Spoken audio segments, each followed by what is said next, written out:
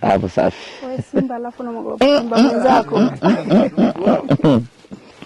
Unajisikiaje? Nishakwambia ashakujua wewe ndugu yake sasa hivi. Hana shida, tabu hana. Ashafika kwake. Alisikia utamu sasa kitu mpaka kudhibiti uone shida hiyo. Kudhibiti yeye unahakikisha huko hawezi kumshika pale na kama kumshika. Bila nguvu na wewe hakikisha kwa umshike sehemu ya kichwa. Kushika siwezi. Hapo ndipo nasisimka. Hiyo ngozi yake tu inatisha. Tunataka tutengeneze cage ambayo simba watakuwemo humo ndani, tuzunguke nao pale kwenye simba leo. Simba wangapi? Na vizuri kwanza. Simba wawili wanatosha. Pate jike na dume. Wote wanakuwa kwenye box moja.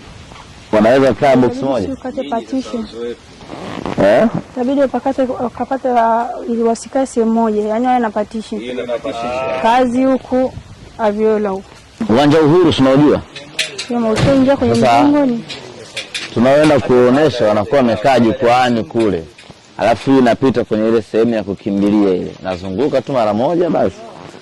Kwa mtu anatakiwa mtu wa juu akipiga jisho yule simba. Sio kwani kitu gani kile?